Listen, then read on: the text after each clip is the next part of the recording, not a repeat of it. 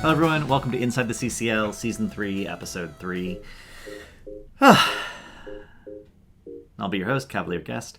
So we're actually going to do several questions were asked this week that involve watching the replay.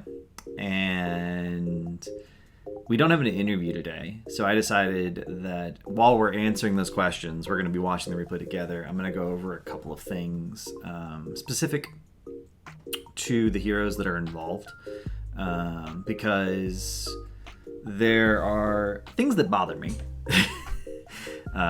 about Malf and Medivh play in general, and I'll have a chance to talk about it because there's two significant Malf questions, a Malf Medivh matchup question, and then a Medivh question, and it's two separate replays, but there's going to be a lot of that. But yeah, we'll just hop right into it.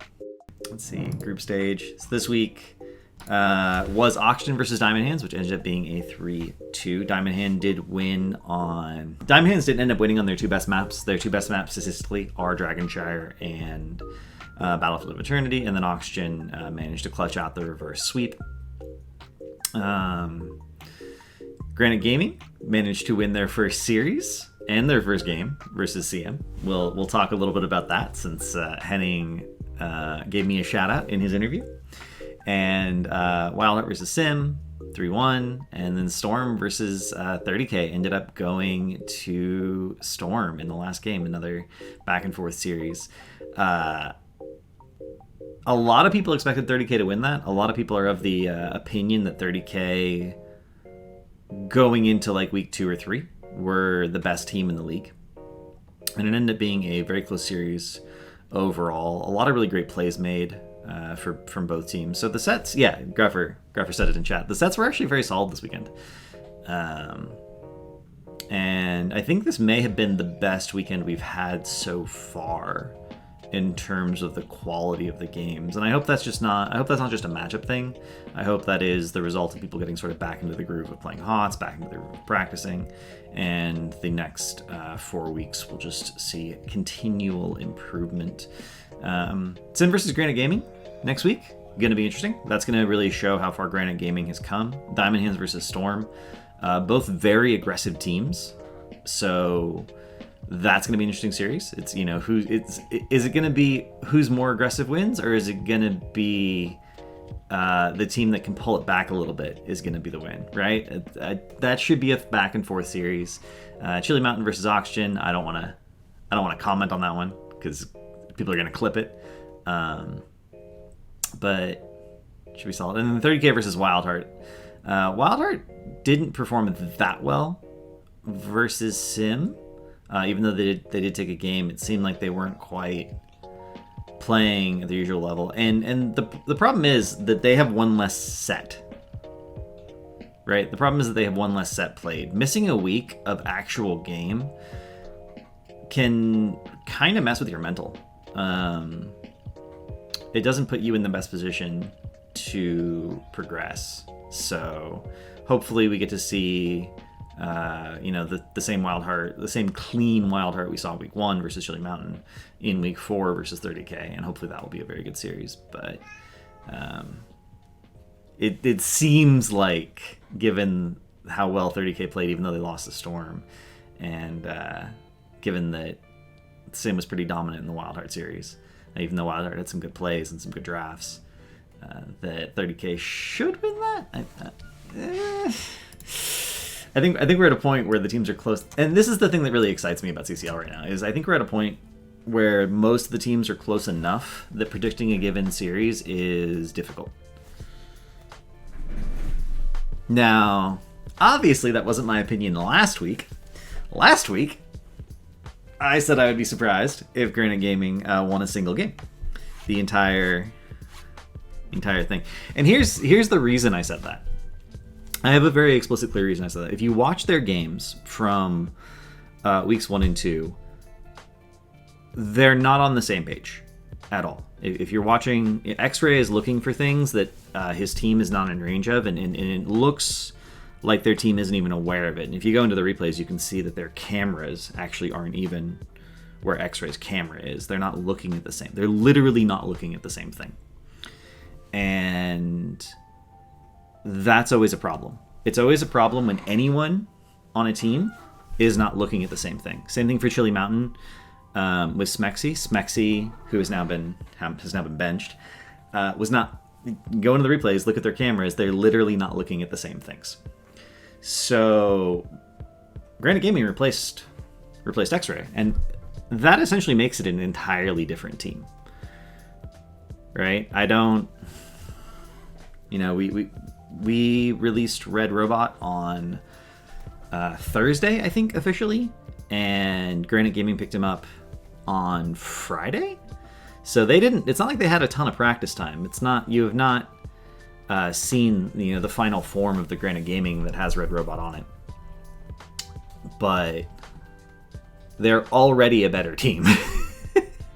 and it wasn't a ding against Granite Gaming individually. Like, I wasn't flaming Granite Gaming as individual players. It was just that if a team is that disconnected, I don't see how they can win a game in competitive. That's it. So by removing the person who was sort of separate from the team and bringing in someone new, like, it can't be worse. It can only be as bad, right? But in this case, it turned out to be quite a bit better, which again I'm very excited about. We couldn't keep Red, somewhat for scheduling reasons, and somewhat for school reasons. He actually is going to have an even worse schedule next semester, and we knew we were 100% going to have to replace him next semester no matter what. So we basically made the decision that replacing him now was better than replacing him later, with the knowledge that we were going to have to replace him no matter what. Like, next semester, next season, or maybe even depending on when school starts, it might even have been we'd have to replace him in playoffs. I don't remember his exact school schedule for when his next semester is going to start, but when you're going to have to replace someone now or later,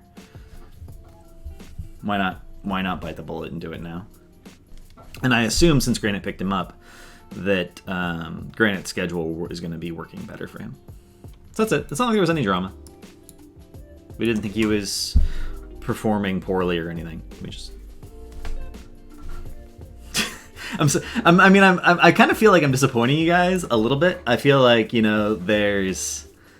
there should be drama. There should be some fascination here. Like, why did you do it? But no, unfortunately, there's nothing of the sort. Oxygen is a no drama thing. I will say that Oxygen as an org tends to try to be no drama. So this is the first question. Medivh into Mouth seems brave. Was this drafted purely for Sanct? If so, why not Zera? This was drafted purely for Sanct. There are three main counters to Sanctification in the entire game. They are Leyline Seal, Void Prison, and Ice Wall.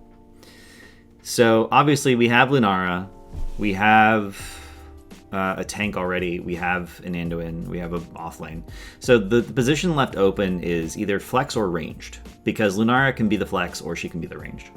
So we can't draft Mei there because we're not going to play triple tank. Although actually, triple tank wouldn't have been that bad. No, triple tank in the Tychus is terrible. I take it all back.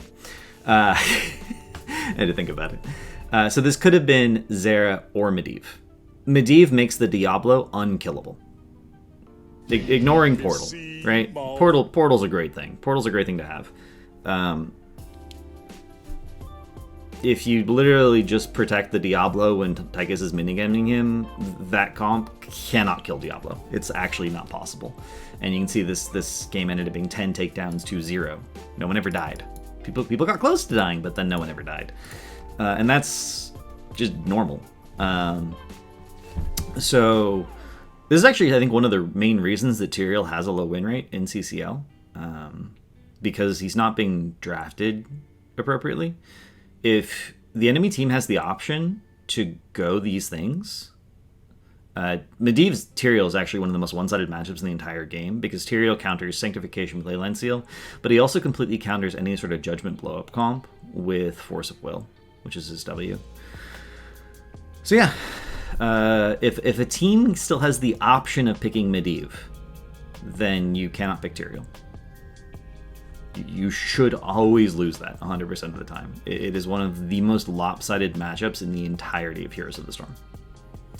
So normally people think, oh, Malph's a counter to Tyrael because he can root the aggressive portal so you can't go in.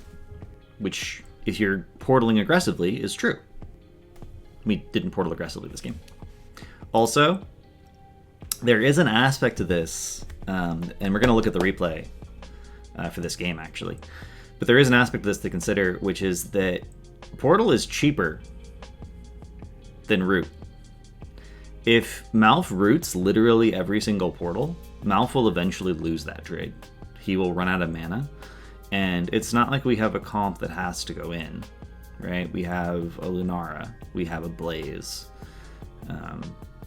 Diablo wants to play the angles. So, not if Malph plays trade build. I mean, you're not wrong. Wait, do I not have the...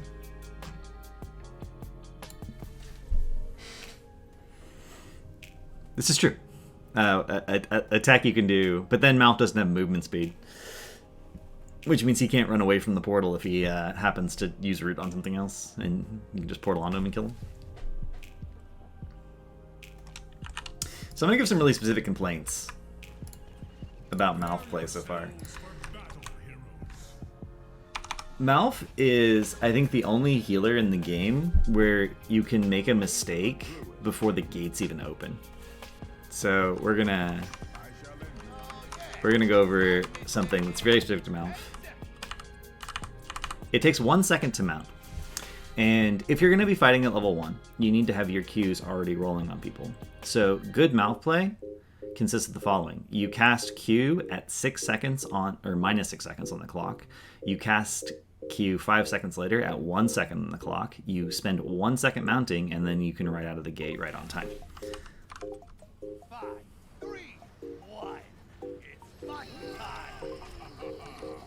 And then at 4 seconds, you can do the same thing that Valimar did here. It's exactly like firing the Drunkard Q timing, yes. And you'll actually have 3 Qs rolling, which means your team can be basically as aggressive as they want to be, because everyone has a heal on them.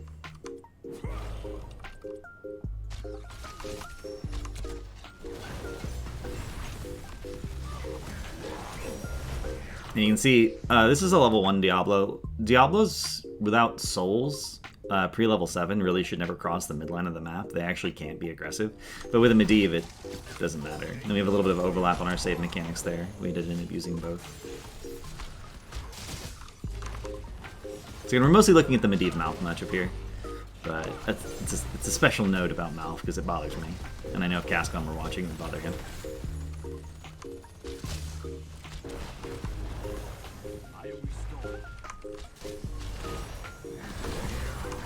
So here's the first portal, and there are...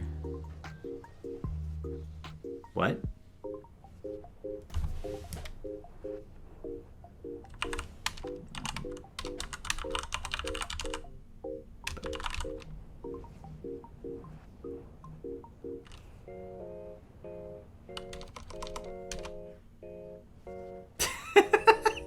Okay. Apparently that guy doesn't allow messages. That's really funny. So there are 5 kinds of portals for Medivh. There are engage portals, and there's 2 kinds of engage portals. There's one where you only intend for your tank to go through. So the classic example of this is Garrosh Medivh, where just Garrosh goes through, he throws someone at your team, and then he portals back in. The second one is when your whole team goes through, you have some sort of insane blow-up comp. Generally based off of Ravens. Varian Jaina Medivh was actually run as a 3-man at some point in HGC. And that, if all 3 of those heroes go through the portal and they all push their button, someone on the other side of the portal can die. There's rotational portals, where instead of mounting, you just travel across stuff. Particularly into pick comps, rotational portals are extremely good, because you can generally bypass the most dangerous area for the pick. So, classic example of that is Zool main tank on Dragonshire. where rather than trying to control Try, which Zool can't really do, Medivh just portals the Zool directly over Try. Over and over and over and over and over again. And Zool's always going to be totally fine. There are obviously disengage portals, where it's sort of an anti-dive thing. The major problem with anti-dive portals is generally that dive comps tend to have a lot of CC, and if someone CC'd went from 100 to 0, the thing doesn't work. But you have Force of Will. And then there's bait portals. And bait portals, you're literally just casting the ability to force the enemy team to respond as if it's an engage portal. A lot of Medivh matchups in HGC were literally about casting portal and forcing the enemy team to use specific cooldowns to deny the portal. So those are the kinds of portals. So this one is an out portal. This is a disengage portal. Now, it's actually wrong to root a disengage portal. So when you're playing against Medivh, you have to be thinking about what kind of portal it is. And the reason it's wrong to root a disengage portal is because people come out of the portal directly in the middle, but people can click on the portal from significantly further away than you would think. The range is like, actually, I'm gonna look at the exact range, so I don't want to give you guys bad info. Bait portals seem like the big thing in this game. Draded was an HGC player.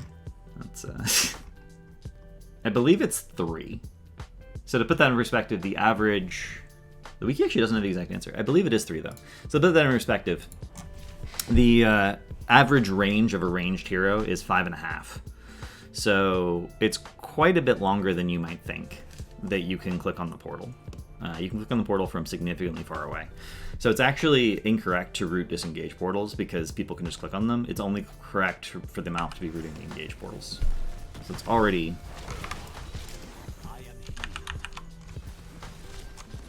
a slight issue.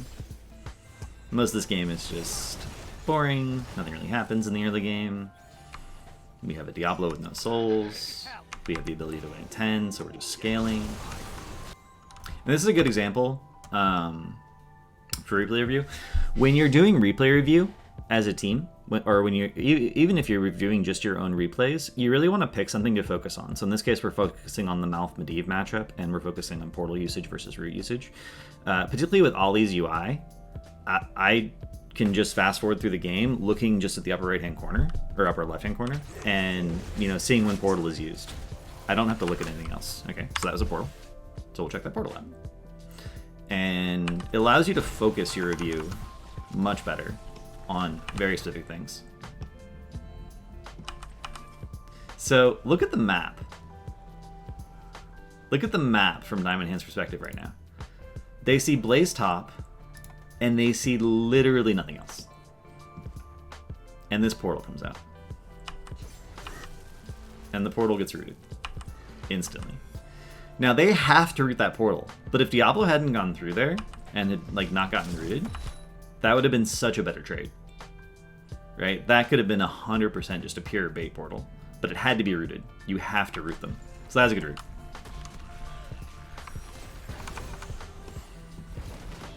And arguably Vince should not have gone through it, which is the other aspect to the whole bait portal idea, because Medivh isn't usually portaling himself. The person playing with the Medivh needs to understand when a portal should be bait.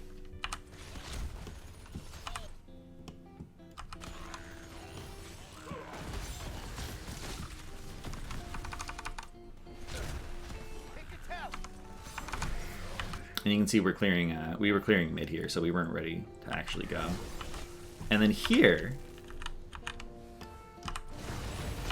and again, this is such a cool thing you can do with Diablo specifically, because Diablo already has his own gap closer. Any tank that has a gap closer but struggles to get back out after they've gap closed is such a good Medivh thing, and it really eliminates a lot of the counterplay to portal happening, because you can click on the portal more easily than you can come out of the portal, right? So Diablo queues himself in and he gets a portal out. He can just usually click that.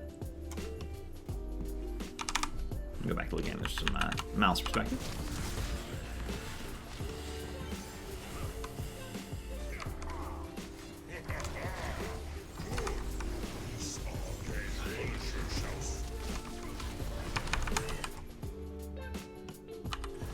So this was a portal in, and it was just the funny thing is it was just a portal in for the Medivh because the Medivh was out, and then we found the kill and we just decided to keep going.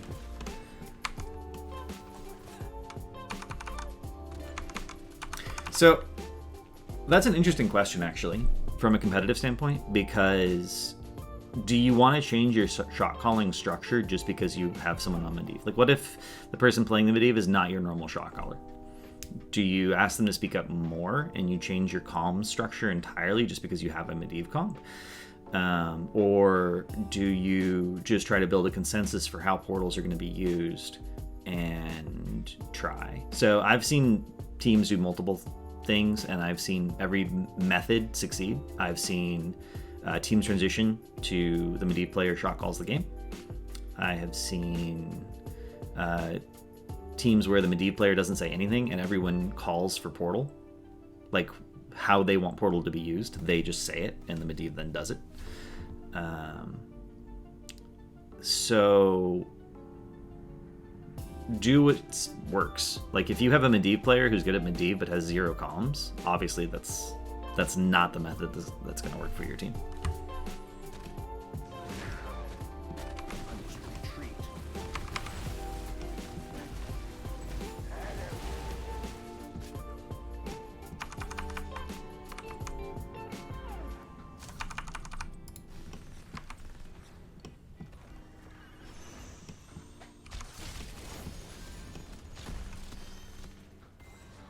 And again, we're just fast forwarding. We're looking for portal usage.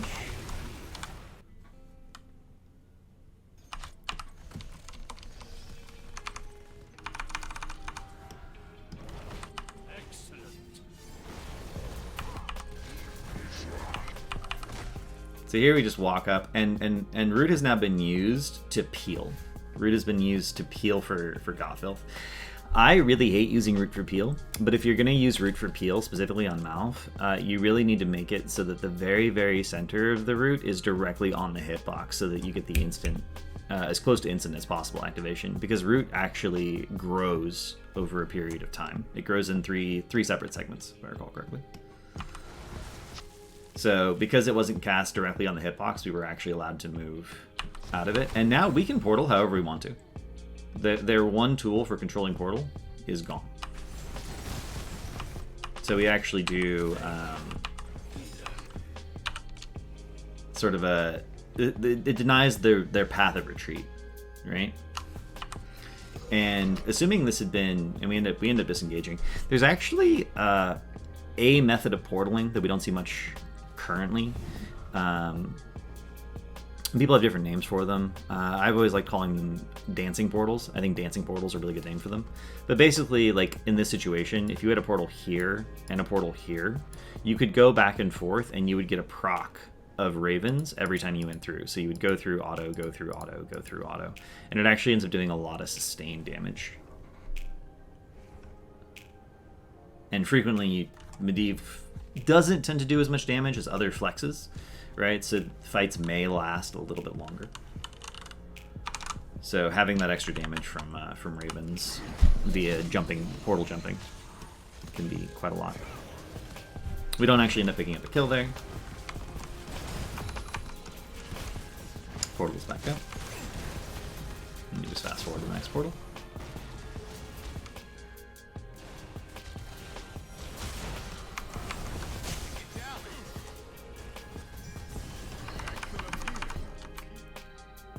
Getting flashbacks to bunker hopping. Bunker hopping also used to be a thing.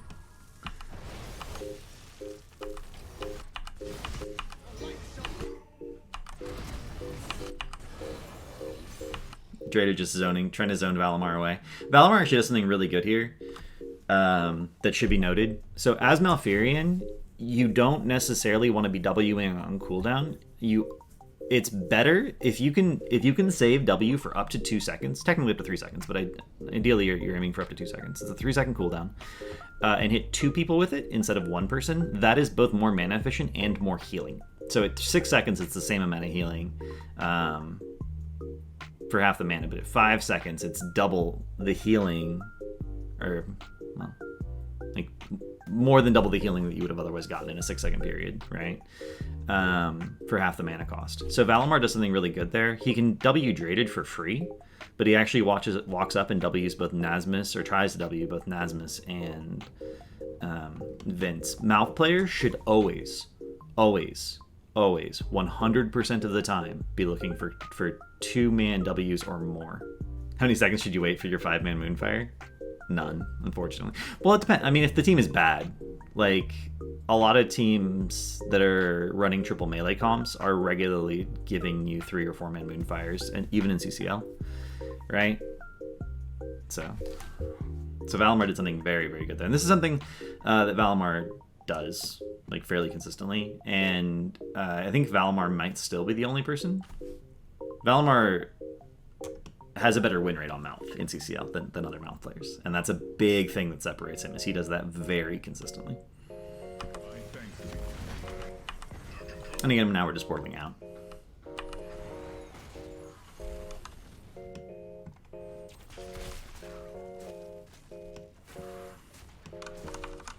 But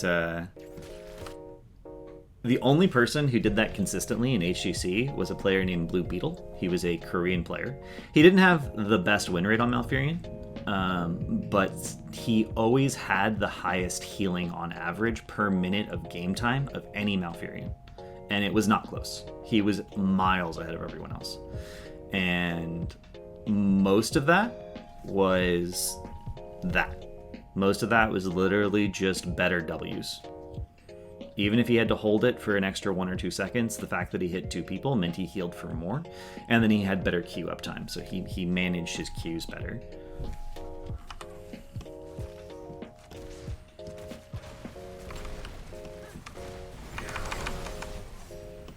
Oh, that's a good portal. By the way, we are looking at this from the perspective of the non-Medivh team, so you guys can see how spooky portals can be. So this portal is so spooky, right? You're seeing this rotation happen. Caesar finds Vince the same second the portal goes down, and you're just like, oh my god. And like Valimar roots the portal instantly because he knows. But it was bait. And we're out. And we're just trying to zone the rotate there, right? So we don't have any interest in going to the portal. That is 100% a bait portal. Madara is also does play Medivh. Yes, Madara was our Medivh player in Season 1 of CCL. So this portal, to me, feels like a bait. It feels like it should have been a bait, but again, Vince takes it, and you get the insta-root Valimar again, playing the matchup very well. Like, Valimar is going to use the root anyway, so if we just don't go through the portal, we don't even have to use Force of Will. That's a really good trade.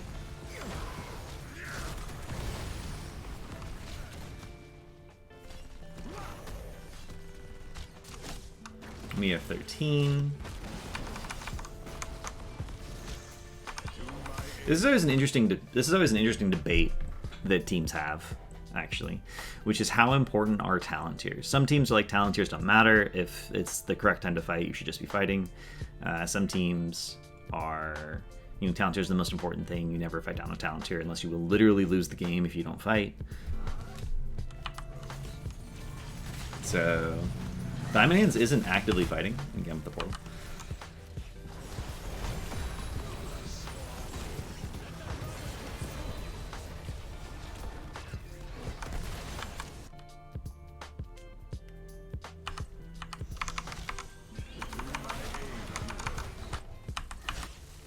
So that route, again, perfect. But notice how Gothel stops. Gothel stops and turns around and starts autoing the Diablo.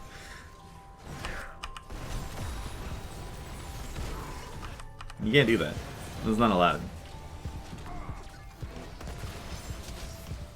And we used, so we were saving Leyland exclusively for Sanct, but Sanct was already used, and it wasn't on the kill target. Oh, you're dead. Go get over it. Yes, that play was made by the Lunar once. You are correct.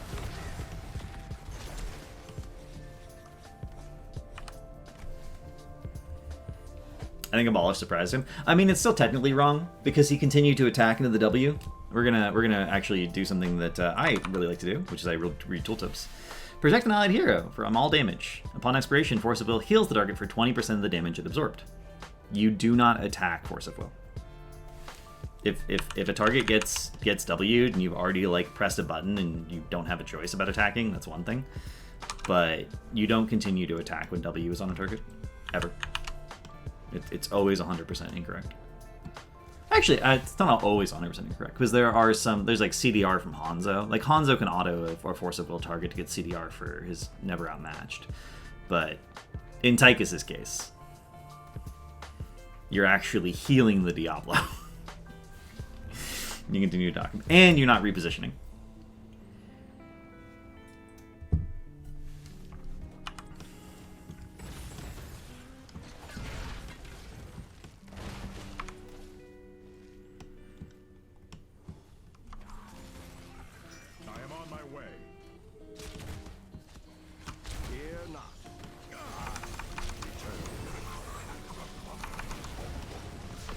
More rhythm stacks? He's not in the rhythm. But sure, maybe. If you're... I'd also like to point out that Odin is exceptionally good on the Shrine, but Diablo is literally under no threat from their entire team comp now. Diablo could Fiesta in their backline forever, particularly if he was full auto build as opposed to W build. I actually really like W build. I think W build is the most versatile Diablo build, but if you have a Medivh and you go full auto build, and you can just juggle people and you'll never die. Because normally the problem with auto build is you have to stay in to get value out of it. And staying in as a Diablo is not always a winning proposition. But with a Medivh, you don't really care.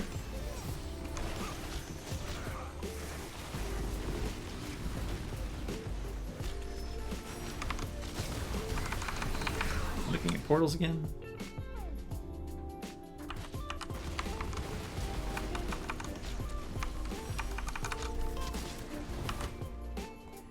So this is clearly an engage portal, right? And the mouth root is on cooldown, unfortunately, so it doesn't get used. We have the flank from Nasmus at the same time. Valimar going down. This is actually something that's really important to consider, which is that if you're a squishy, you generally want to try to get out of the line of fire. So Valimar going down here spreads his team out in a better arc.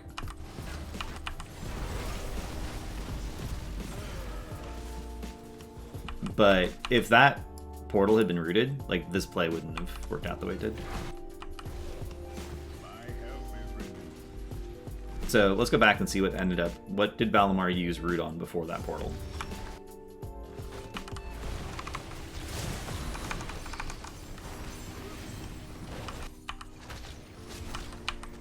So the root was used instantly as follow-up for the tongue, because they thought they'd be able to get that kill. And now it's not available. And here's sort of the funny thing about Medivh comps, which is that once Portal is an unmitigated win, like once Portal can just be straight up used as an engage and you don't have a counterplay tool, you're not allowed to be in range of Medivh Portal anymore. Your entire team has to back up the moment that root misses.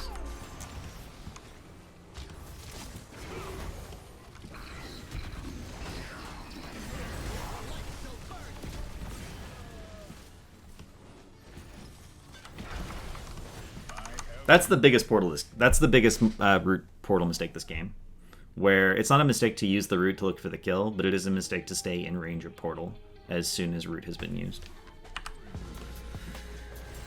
And obviously if they back up there, they're going to lose the shrine, but it's better to lose the shrine and not die. And that's one of the things that makes drafting in Heroes of the Storm particularly difficult, is sometimes your comp will have one answer to something, on only one answer. And if that answer is ever on cooldown, you're just not going to be able to win a fight. And it's a problem. There was a famous HGC example of this, which was Dragonblade Genji. Dragonblade Genji was just... Actually, there are two examples of this. Dragonblade Genji and Malthael Tormented Souls were both like completely overpowered. And basically, if those abilities went off on your team, someone was going to die.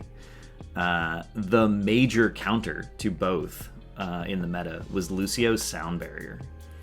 If you ever use Sound Barrier for anything but one of those two ultimates into the enemy team, you couldn't fight until Sound Barrier was back up, because you would automatically lose.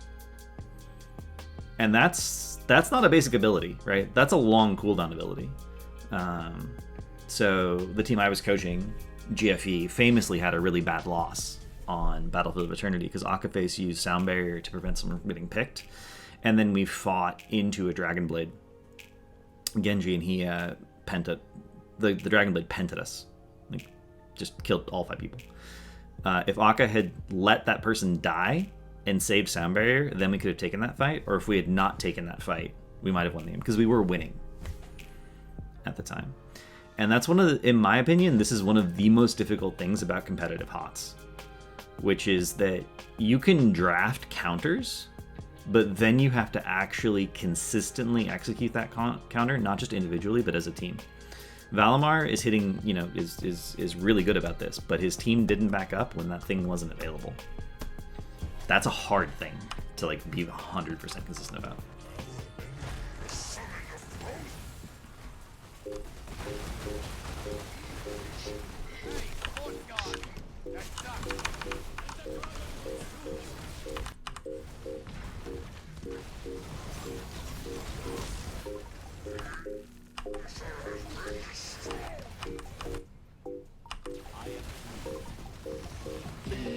We actually do get the so here's like a very similar example. We don't have leyline for Sanct anymore. We looked with the 16 advantage for a leyline engage, didn't get it, realized we didn't have leyline for Sanct, which is an exclusive cooldown. We need leyline or we won't win the fight into Sanct, and we just left. This is one of the reasons I'm happy to answer this question in such detail, going over each individual portal of the game, is because there's actually a lot of educational value in this game in general.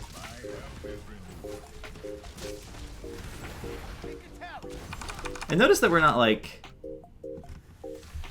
I would say root down back up, right? Maybe they make a mistake, maybe they overextend, but at a minimum your backline is no longer safe. At a minimum, everyone in your backline is instantly vulnerable to death. And again, Valimar with his individual positioning did fine with the way he moved down, but like Kelsier gave Diablo a wall stun with the way he moved. He literally lined himself up with portal, portal, wall. And if Diablo comes out of the portal and you're next to a wall, you're gonna get wall stunned. You're just gonna die.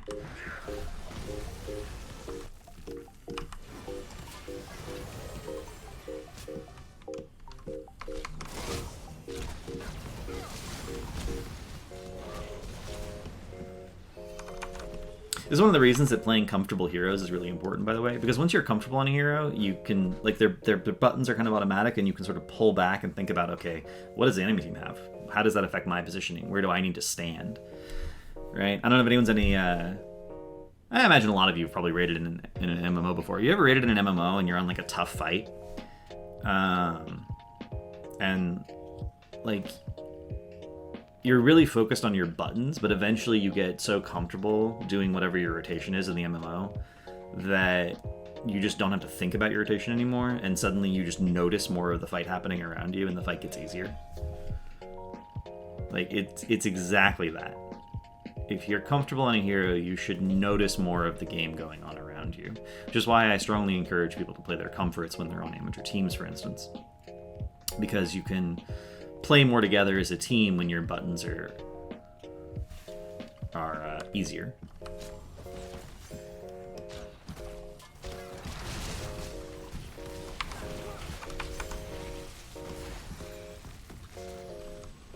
We could actually portal here, but we're winning the race to 20, and you know, greed is the thing.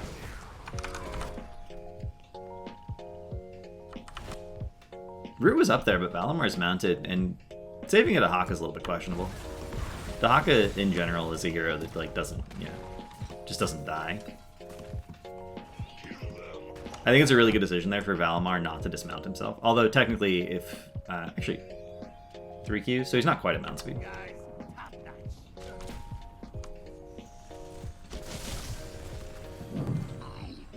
Okay, so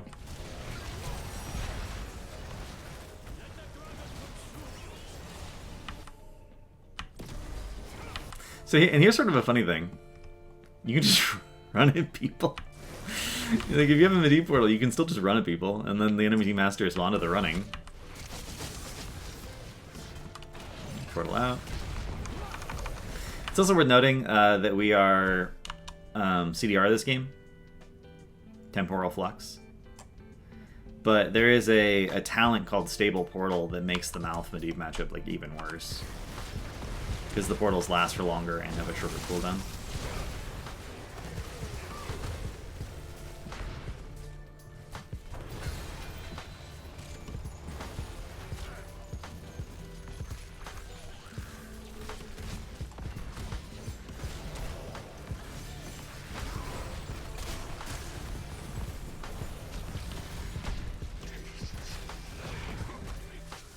Fate Portal.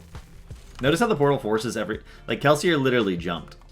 The portal forced everyone to disengage, and they used multiple cooldowns to dodge it. We just used portal. We didn't use anything else. And you have to. Like, if you don't use those cooldowns, you're gonna die to the portal, so you have to, but it feels so bad. That was a really well-executed fight from both teams. No one died, but we won the shrine.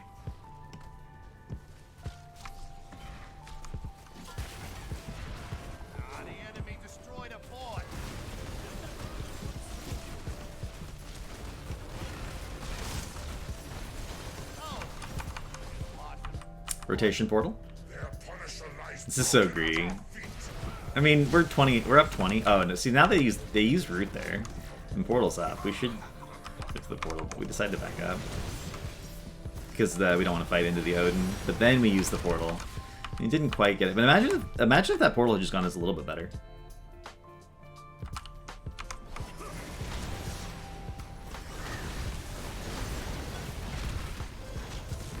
So close.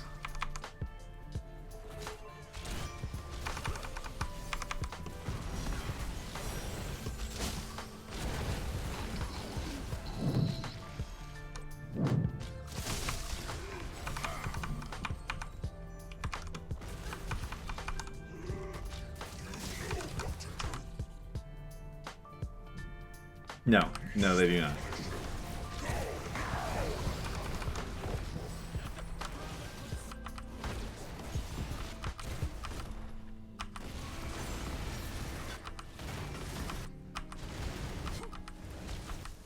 So this is really interesting. This portal is, I think, intended as a retreat portal, and Malf roots the other end. This is actually not that bad. You can... I said you shouldn't root retreat portals, but I said you shouldn't root the entry of retreat portals. You can always root the exit of a portal, and it's fine. But they're not coming through. Like, they're going to continue to patrol the upper half of the shrine.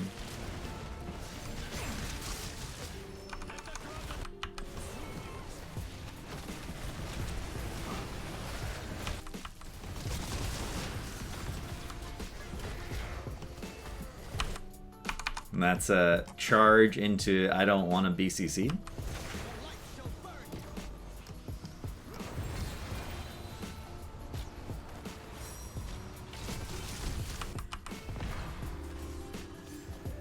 So we lose the Punisher because the enemy team is very focused on it, but we end up getting multiple kills.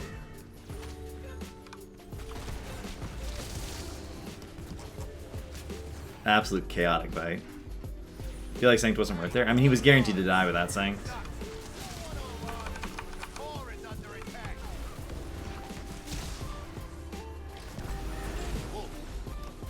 Really good dream. Not enough, but still. So, arguably, there is one portal that game. One. Where Valamar's response was incorrect. And it's not even that he didn't root the portal. Root was literally on cooldown. He just... Him and his team didn't back up when it was on cooldown. So, pretty educational game overall, in my opinion.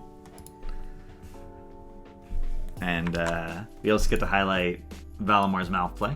And Valamar is, in my opinion at least, the best Malf in CCL. I don't know if he's actually the highest win rate Malf in CCL. Let's check that.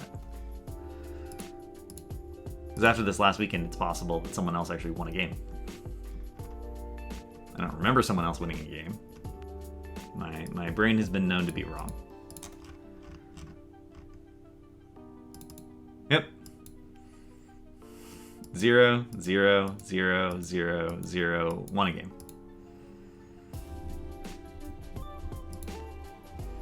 Didn't Justin speak highly of Valamar last week's interview? Did he? I mean, I wouldn't be surprised. It is my firm opinion that right now, Valimar is the only person good enough at Malf to actually be picking Malf in CCL. I would like that to change, because here's the thing about Malf. I think Malf is an insanely good support, but I hate playing him because there's so much to pay attention to constantly.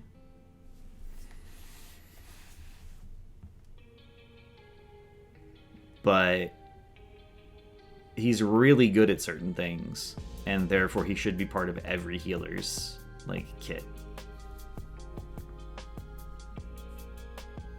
PBG with much higher average healing than everyone else. This is a true statement.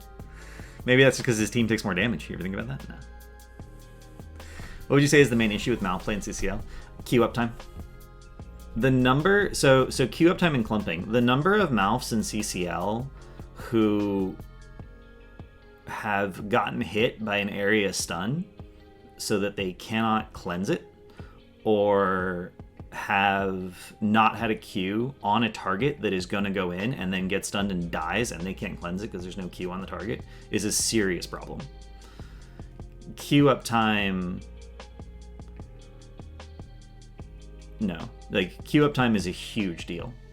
There's even been CCL games where Malfs have not taken Rejuve at 4 and then died because they didn't have a Q on themselves. Right? And I don't Q at 4, not always the pick. Sometimes the other talents are fine. It just depends on the comps. But if you die because you don't have a Q on yourself, then your positioning was really bad or your Q management was really bad. And one of those two things must be true. Right? People also run out of mana a lot because they spam W even when W will not be healing anyone.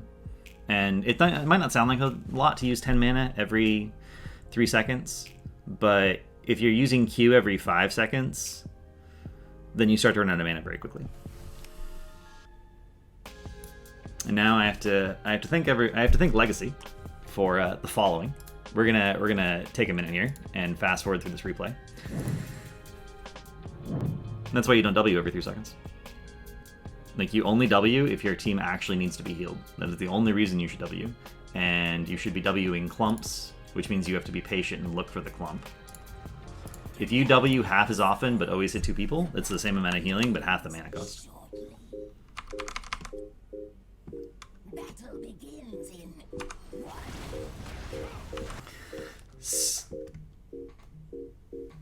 Valimar trolled a bit this game, not reading the very next one. I mean, that doesn't matter. We have Legacy to thank for this, by the way.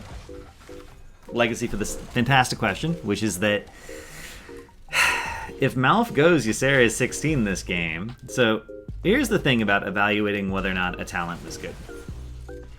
You Wing a bush is fine.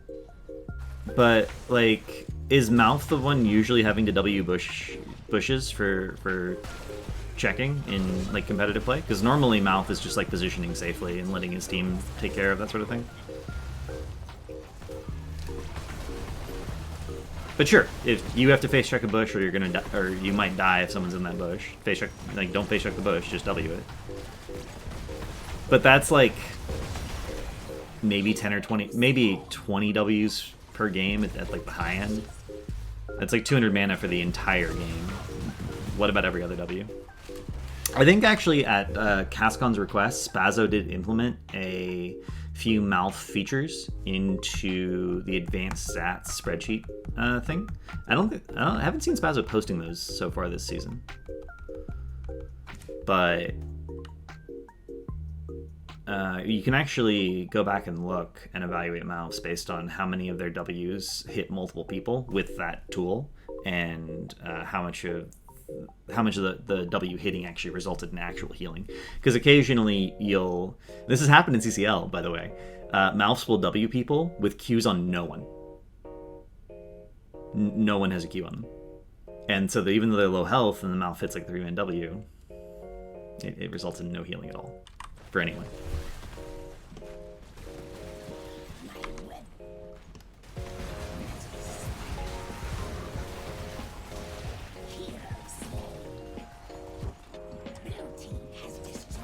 And I'm really like none of this stuff is easy.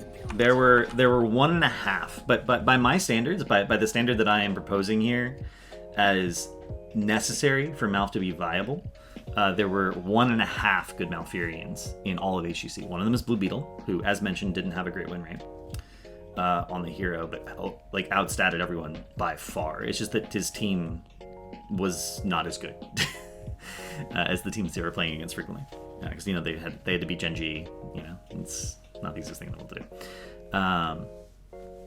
And the other one was Zalia. Zalia did about half these things. Zalia would do something that I call overqueuing. And actually, I've talked to Zalia about this. And basically what he said was he always wanted to re-queue someone that he knew was going to go in soon so that they would have the queue. But it resulted in him not queuing someone else who didn't have a queue at all yet. So he would re-queue someone at like 10 seconds rather than when it had 5 seconds remaining, rather than re-queuing someone who didn't have a queue at all because he thought that person was safe. And not all the time, but occasionally, the person who he didn't queue because he was re-queuing the tank or something in advance of the tank going in would die. This is Spazzo's replay, by.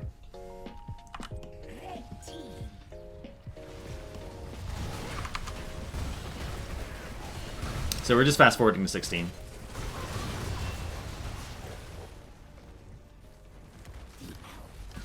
Oh yeah, it's like everything about playing Malf is like it's an insane mini game.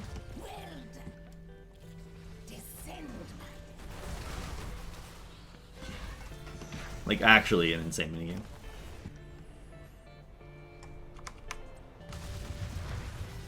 Which is why I don't personally enjoy playing the hero at all. But if you get really good at that mini game, then Malf can be pretty insane. Okay.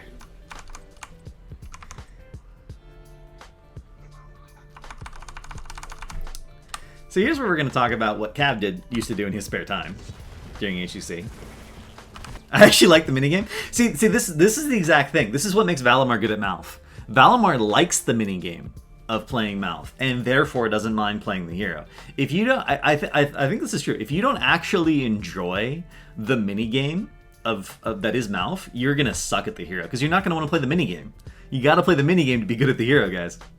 So here's what Cav used to do in his spare time during HUC replays. Well, Malf used to have a talent called Strangling Vines at 4, which reduced healing received for rooted targets for, I think it was 2.5 seconds at the time.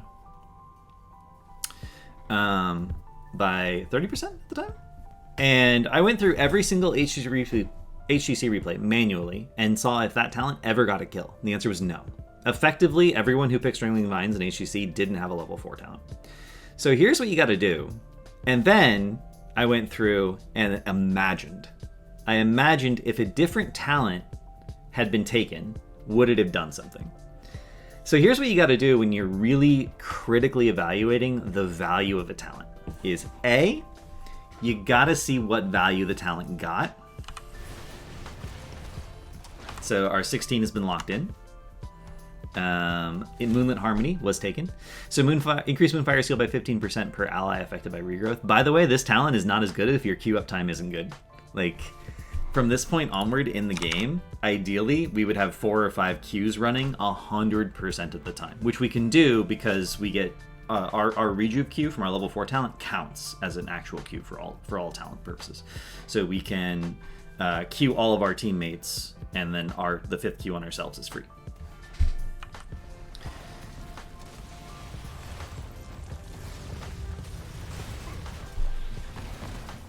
Look how far back Valimar is standing, by the way. Like, absolutely gorgeous. And he refreshes the queue on Chromie there. And this is, by the way, one of the unfortunate things. That's not the correct refresh, but the correct refresh isn't here. Correct refresh is Gotfilth. Or Nintori. Right? Because you're giving a queue to someone who doesn't already have one, but they're both too far away. And they're both very busy. He can't say, you know, hey, come here for a queue real quick. But that has an ongoing effect. Because it's going to take him at least 5 seconds before he can get back up to 4 Qs, and at least 10 seconds before he can get back up to 5 Qs.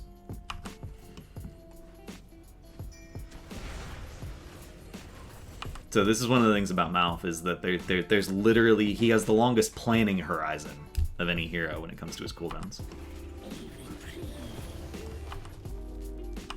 Really good attempt at a 2-man W there. This is also, by the way, the thing that mount speed, I call it mount speed. The movement speed at level 13 allows you to do. It allows you to go in and out. So far, not a lot of value from the other 16. But everyone's at full health, so it's currently 0 value from Ysera's gift as well. Right? So you gotta look at everything. You gotta look at what value the talent that was taken got, and then imagine, without changing any play, because if you change play, you can go too far down the rabbit hole. Without changing any play, would other talents have gotten more value? And bear in mind that there's also this option, Nature's Balance, increases Moonfire's area by 25% and regrows duration by 3 seconds. It's worth noting that if the increased area from the Moonfire on Nature's Balance ever allows you to hit a target you would otherwise not have hit, it's always better than Moonlit Harmony, but you can't guarantee the enemy team clumps. If you can guarantee the enemy team clumps somehow, the big example is Joe, then Nature's Balance can become quite a bit better than Moonlit Harmony. But if you're consistently hitting one target, so the enemy team is clumping anyway, so you didn't need the extra area. Like, I think this Moonfire didn't actually hit. No one actually needed healing either. But we'll keep an eye out for situations where the Moonfire would have hit one extra person. So we might as well evaluate all the 16 talents.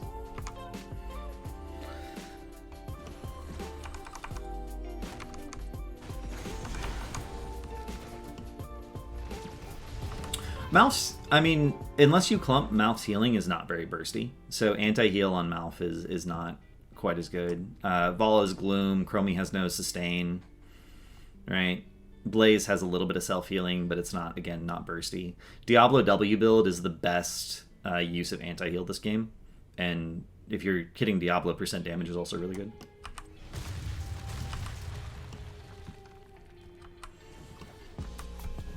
I think if you have Q up on 3 or 4 people. Ysera is PvE.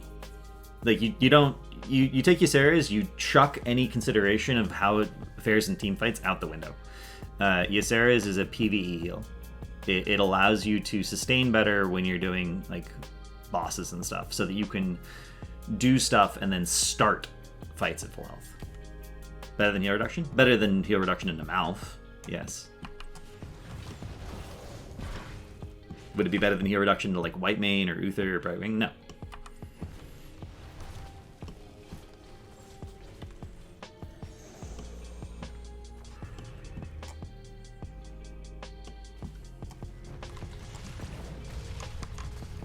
Very passive game post 16 since we're far enough ahead to be playing for 20, so we haven't had to do too much insanity yet. Looking at these talents. I'd also like to point out that Valimar has not managed to get back up to 5 Qs, despite, like, being with his team for a while now, and that again comes back to the fact that his refresh Qs have not always had the target who actually needs the lowest, or has the lowest duration remaining on Q left.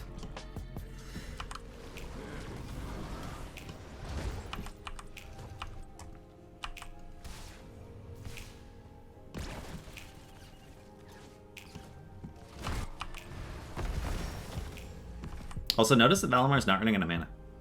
He's basically casting Q on cooldown and keeping the Qs up, not running out of mana. No one's taking any damage. That's his first W. So that is already, like, a lot of value, right? Because that healed for 405, and it normally would have healed for 253. So now we got to make a mental note. Okay, Gotfil's health is a couple hundred higher than it would have been otherwise. Now, Valimar's also kept his own health up, so Ysera's probably would have been roughly equivalent in terms of value. However, the increased duration of regrowth probably would have resulted in him having 5 Qs at this point. Or he has 5 Qs now, but it would result in... And he's going to lose 1 here, because, again, the refreshing wasn't perfectly optimal.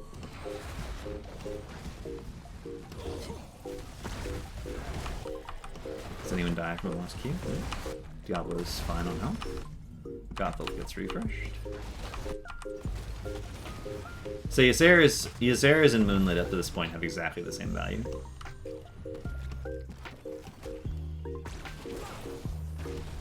And arguably, Nature's Balance actually would have been a little bit better just for the duration, not even accounting for the area, but the area hasn't been relevant yet.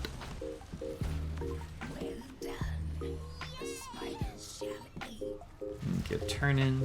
This is sort of a funny thing on Tomb when you're winning, because you win. Generally, when you're winning, you get turn-ins, your lanes end up giga shoved. You actually can't soak 20.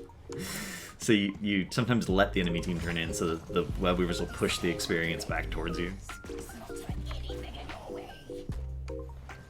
You don't just, let them do it for free, but if you find that you can't maintain the positioning and you're trying to soak 20, sometimes it's easier to just let them turn in and then clear.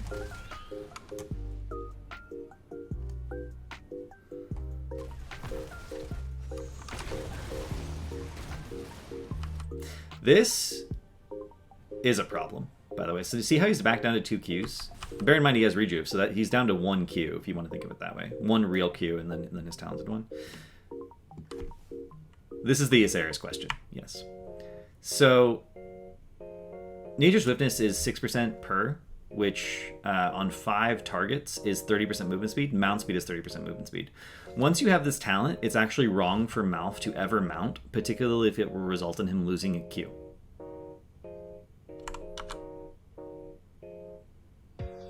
Because if you just maintain all 5 of your Qs, you will have mount speed. And even at 24% speed, you don't necessarily have to keep up with your team.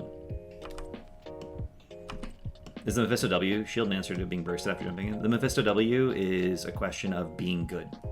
If you are good at Mephisto, and you are W build, you will always be hitting your targets, and therefore you will always be getting resets. If you are always getting resets, you will always get a big shield. And if you get a big shield and get resets, then you can immediately go back in and do it again and repeat over and over and over and over and over again. So Spite is either a talent for wave clear because your comp literally has no wave clear, in which case why did you draft Mephisto? Or it's a crutch for being bad and not getting resets. Those are your options. It's one of those 2 things. If you're W build. If you're Q build, then you're more burst oriented. It's a little bit different.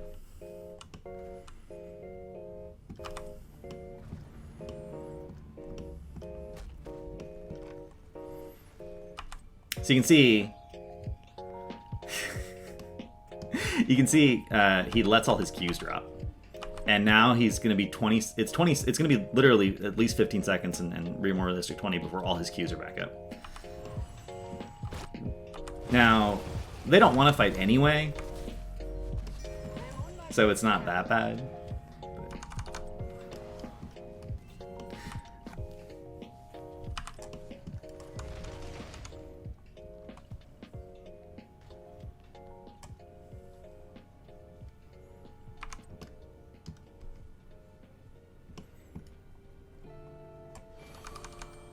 See, he's not mounted here. He's currently at 18% movement speed. Ah, but he mounts there. He mounts there with 2 seconds left on a Q too. Like he's there now. If he just does that Q. It's actually by far one of the weirdest things about Malf in particular. If you go movement speed at 13 and you're maintaining your Qs, it's almost always wrong to mount, especially on smaller maps. On bigger maps, things can get a little wonky. But on smaller maps, you actually shouldn't be mounting. Because you just have to dismount every 4 seconds anyway. Oh, is my cam in the wrong? But if you move it over, I won't be able to see the... Nah, whatever. You just have to take my word for it. There's 2 seconds on the ability.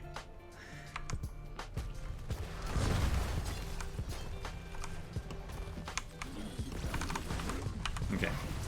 So this is the second actual fight we've had since 16. So far, all 3 talents are roughly even in value. Ooh, that would have definitely been a 2-man W, but everyone's at full health.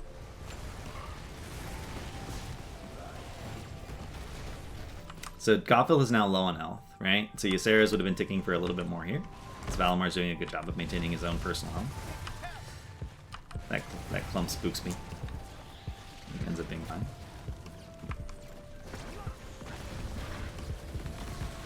Okay. So no talent. Gets more or less value there. Oh, nice explosion. I give it an 8. You can argue that W is wrong. Because it doesn't change the breakpoints for wave clear. That's a lot of property damage. They snipe the fort. Teach them a lesson. We're at 5 Qs. Excellent, excellent. What I like to see.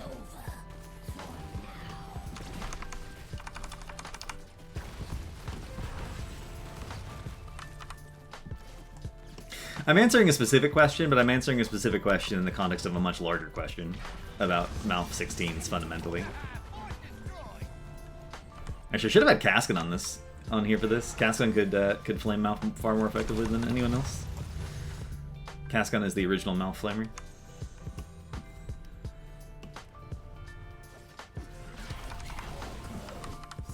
We gave Heavy a high five after this game. A virtual high five.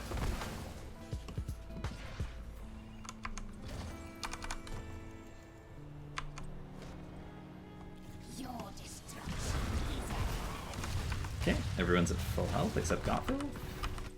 Gothel would technically, I think, be at full health, or nearly, if this was Ysera's. Keep an eye on that.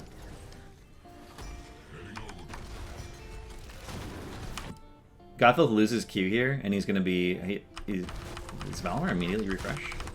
Oh no, Valimar gets distracted by the fight and goes for the root.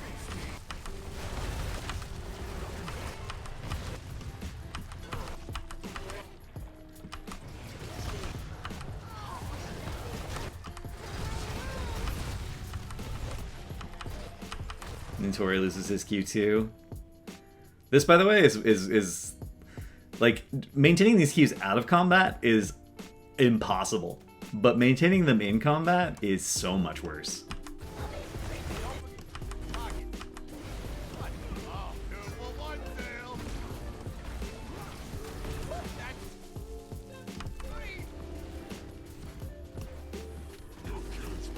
Okay, we have to watch that again. Because enough of the Qs dropped that I'm not sure why specific people were low.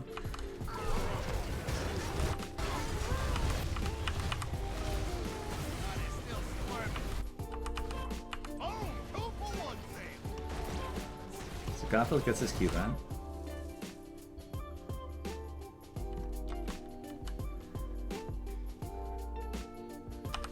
Could you have hit a 2-man W with balance?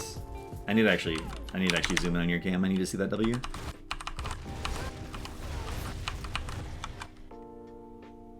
He gets real low.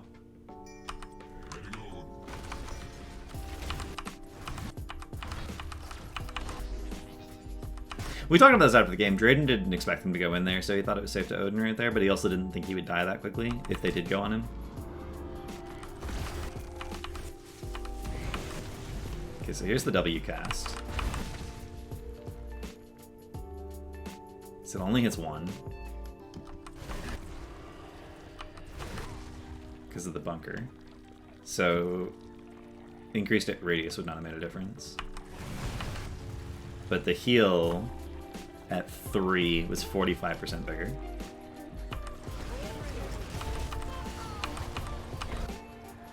Next W cast. Wait, did you W the...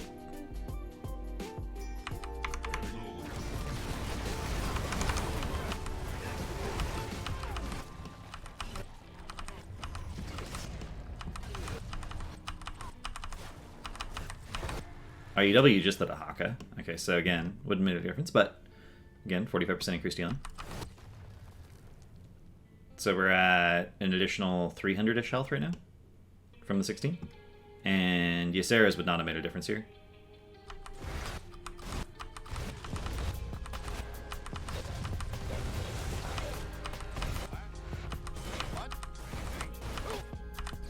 Another one. RL Laval is going W build. Actually, auto attack build is the most picked build in CCL today. As of today, W build was really just the thing we only saw this weekend.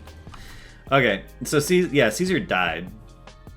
Caesar literally died if you're not Moonlit, and balance would not have helped because you only ever W'd one target. I should go back and look at the fight again to see if you could have stepped up and potentially gotten a 2-man W on the back line, but I actually don't think you could have because Tychus died, and as it turns out, hitting multiple people with W is way harder when people are already dead. This is one of the reasons that Abathur is actually like a soft counter to Melf.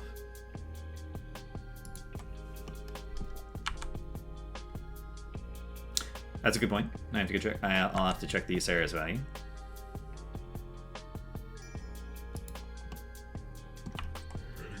Did Valimar stay at full health the whole time?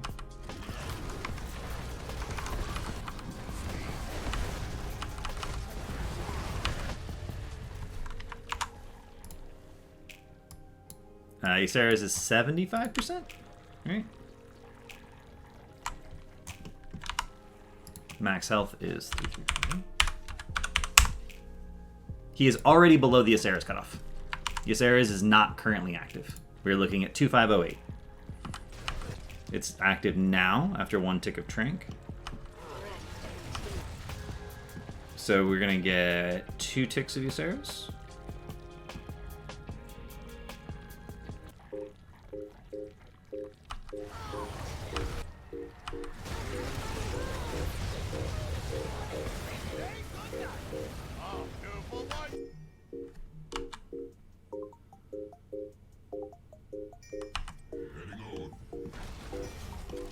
It's actually really close.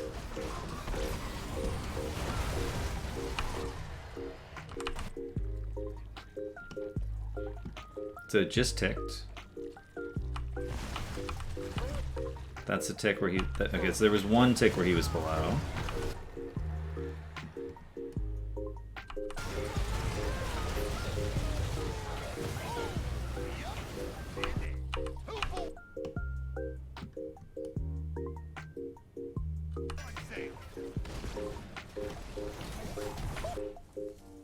That W gets you back over.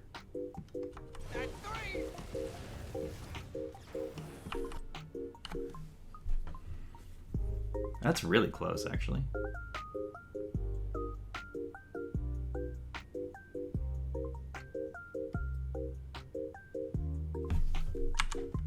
So we missed one to give you Sarah's, and it ticks every second. We started counting from... The fight was 204. Diablo's lowest health was sub 100, I think. We can check it, actually.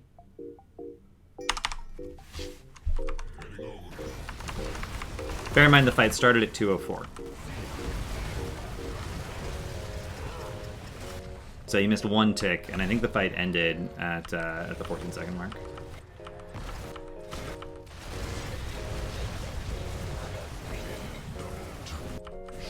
.307.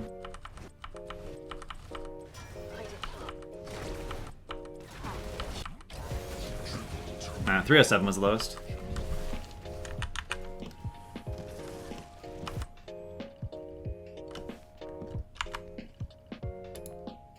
So he gets...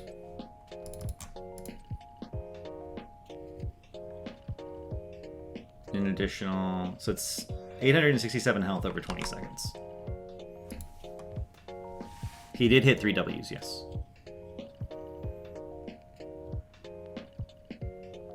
Yes.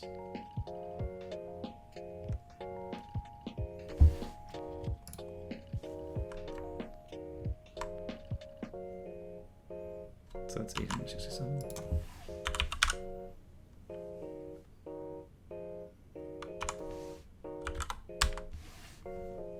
The W heal at level 21 is 296.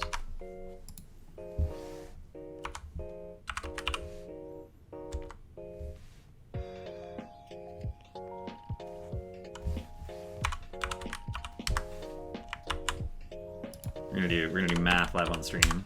Never suggested. So each tick of Ysera's is 17 extra health at level 21, and he got 12 extra ticks of Ysera's from the time Caesar Salad actually lost health. So Ysera's would have healed for 204. And Cascon's doing the math on how much Balance actually healed for, or Midland Harmony, excuse me, actually healed for, I assume.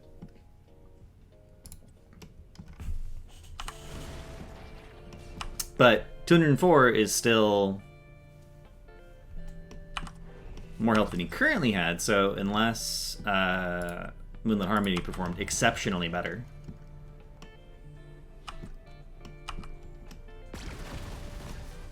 There is a second part to this question.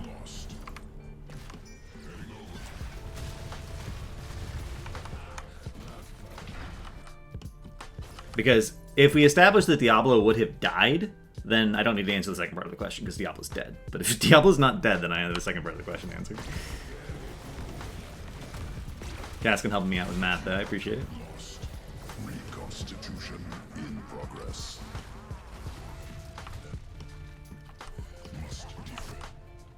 532. So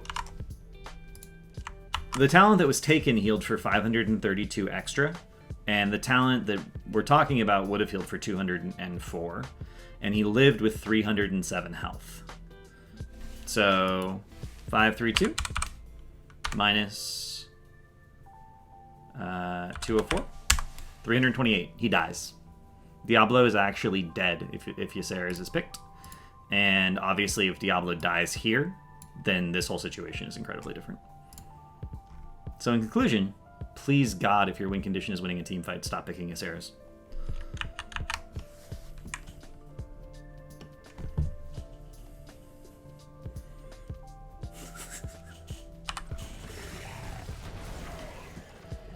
So they can't end, right? Because Diablo is dead, and this is a 2v4. And Tychus is actually one of the best heroes at defending core.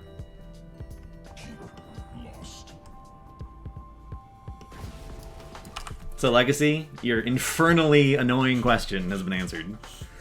And also, Valimar is once again proven to be an insane mouth player. Jesus Christ. And yes, Heavy is an actual god who deserves a raise. Unfortunately, we can't give players. In CCL, right. We can't give players in CCL raises. It doesn't work that way. That's the other thing about drafting Mouth, by the way, that is really painful. I have a fun HGC stat for you guys. Mouth used to have Ice Block. Mouth used to have Ice Block. From the time Ice Block, I went back and hand counted this at one point. From the time Ice Block was removed from Mouth in HGC, Mouth had a 50% win rate. Now, here's the funny thing. Mouth had a 60% win rate if he had a secondary save mechanic in his team. So if he had a Garrosh for Into the Fray out, if he had a second support, like an Uther, if he had a Medivh, if he had a Zarya, if he had, at the time, a Tassadar, because Tassadar had shielding, if he had Gust, so that, a hard dive team tries to go on the Mouth and you just gust them all away. If he had one of those things, in HGC, his win rate was 60%. If he did not have one of those things, his win rate was 40%. So it's not enough. I've been making a big deal about this. It's not enough to be able to play the minigame and be good at the Mouth and pick the right talents that are mathematically better in the correct situation. Because in a given situation, Mouth has enough talent diversity that some talents will actually mathematically be superior to others in a given game in a given tier. It's not just a question of his move speed. Right? Into the Fray also allowed Garrosh to save someone on his team getting gone on when Mouth's healing might have been insufficient to the cause. In HGC, people also did clump less, so getting multi-man Ws for the massive burst healing was like... So, it's not enough to be good at the minigame of Mouth, you also have to draft Mouth correctly. And that was actually another problem that Blue Beetle had, is that even though Blue Beetle was arguably the single best Mouth mechanically in HGC, his team was not good at drafting Mouth. So I agree that is a bad Mouth draft.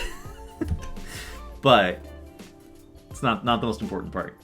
We've now been talking about Mouth Medivh for an hour and a half, so I'm going to try to run through the rest of these questions relatively quickly. But I really wanted to focus on that today because it bothers me. And also I wanted to highlight Valimar. Storm Esports versus 30k Game 2. What is Storm going for with this comp? Why first pick Joe? So Joe has really insane scaling at the moment. with her Falling Sword into the 20.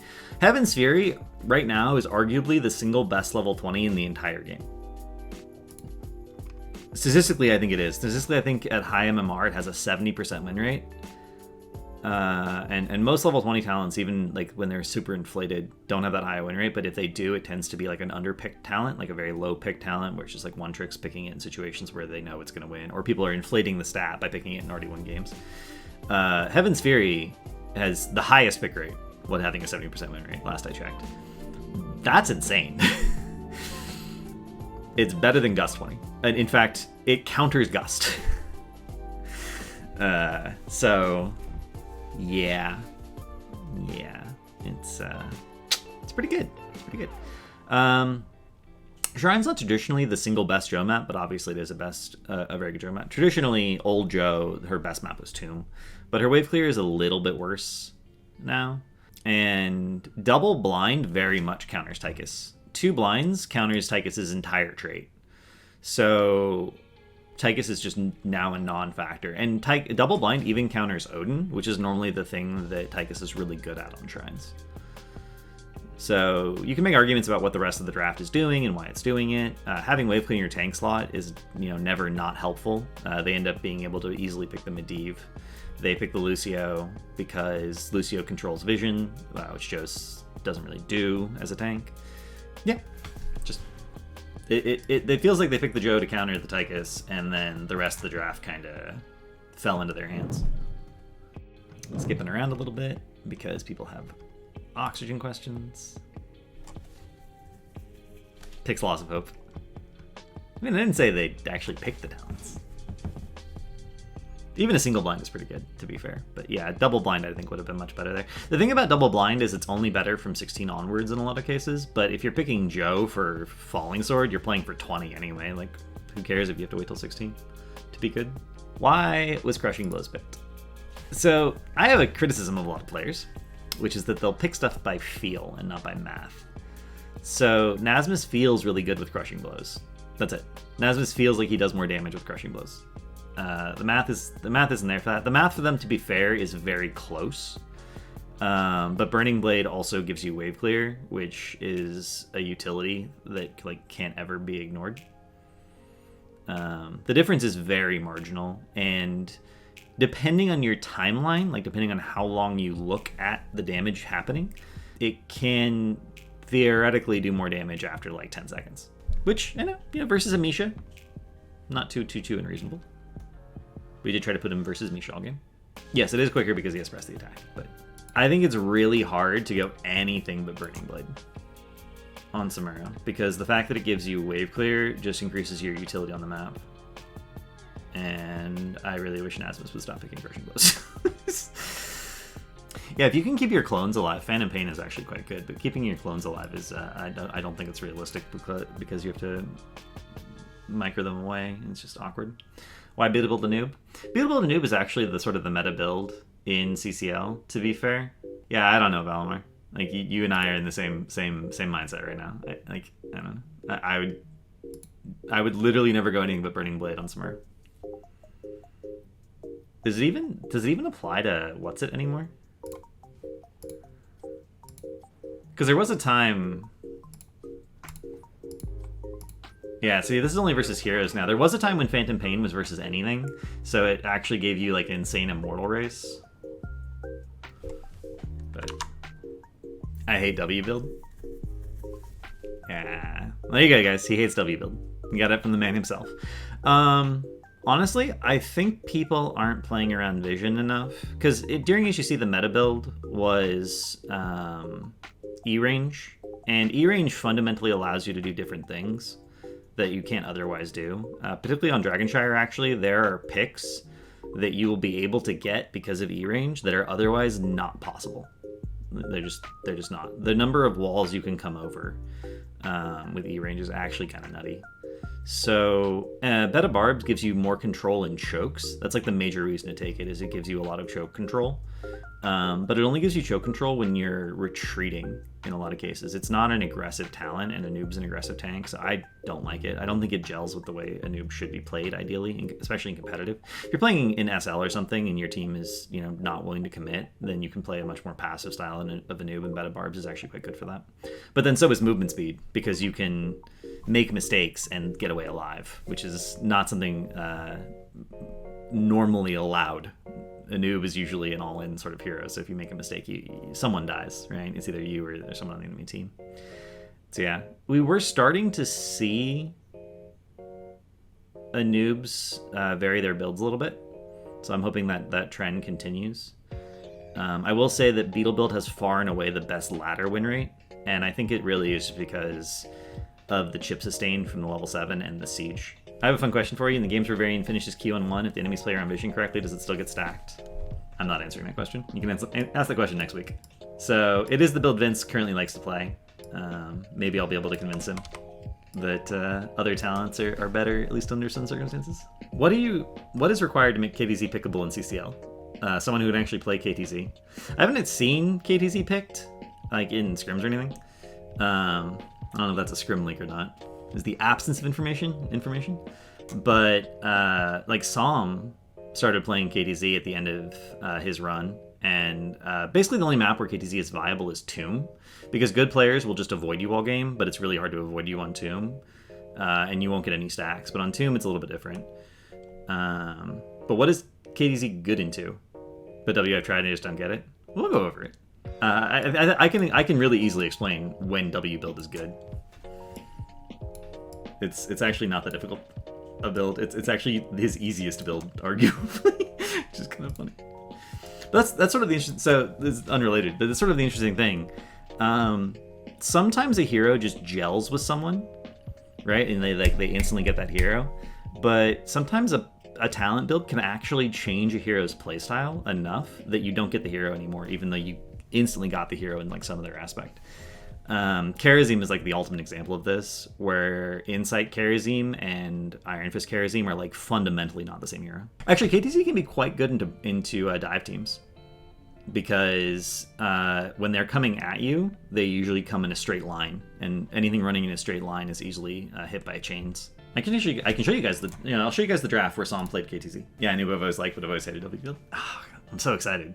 Q build KTZ is actually one of the highest siege damage heroes in the entire game. You hit level 20 with Q build KTZ who's stacked, you can actually like go 2-man core while the other 3 people prevent you from backing. It's actually stupid. I think I have a nearly 100% win rate with Q build KTZ and Arium, and that's literally all I do. So this was the game. It was Tempo Storm versus Heroes Hearth Esports. And see the dive? See the dive?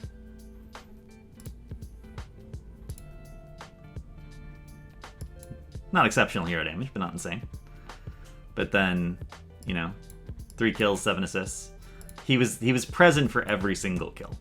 And then the major game I was thinking about, there's also Lucio around easier. I mean, Lucio was just really good on Dragon Shard at the time. And you had a peel tank, right? ETC was arguably still is the best teal tank. Could have worked with like a Garrosh. Garrosh does not. If you throw people into clumps, then it's fine. I wouldn't do it with Ethereal. I would not do it with any tank that didn't have like really strong CC. Arguably, if you're farming noobs, the single best tank for a KTZ is a Mal'Ganis. If you get a 2-man sleep, that's a 2-man combo, just easy. That was 4 years ago. KTZ has not changed much, fundamentally. Oh, it was 3 years ago, though. It's only 2021. This is 2018. Hello? So KTZ doesn't really need any changes, to be honest. You would just need someone who wanted to put in the time to learn to play KTZ, even though KTZ is only viable on like 2 maps. Maybe. So, yeah. Does Vince play Mal'Ganis? Is that the question? That is the question. Can't leak scrim data. Don't want anyone to know that the secret Mal'Ganis deck is coming.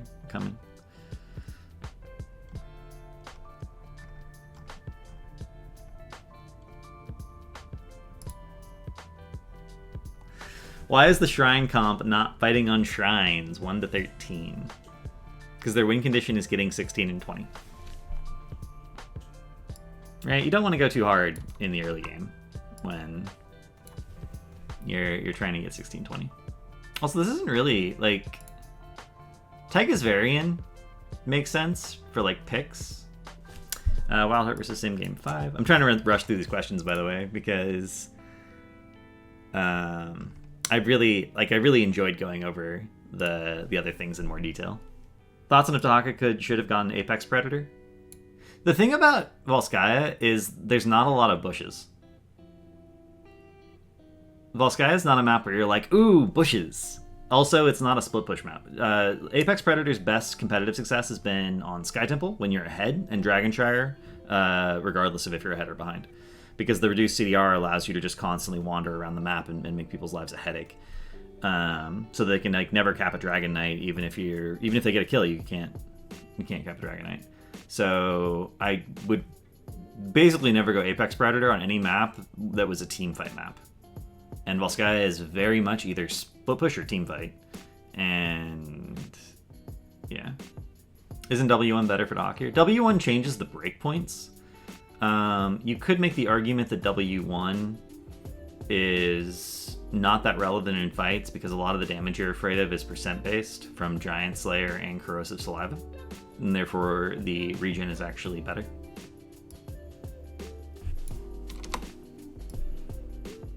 Into a team with less percentage damage, I would be inclined to say yes. Also, if this were E-build. Honestly, if this were E-build Stukov, not going Spell Armor here would just be wrong. This is a timestamped question. With a clip. No. And in fact, someone asked a question about that May build. Which is why? Is Avalanche tech into Bunker? Why is it being picked? Tremor picks Avalanche. That is why it is being picked.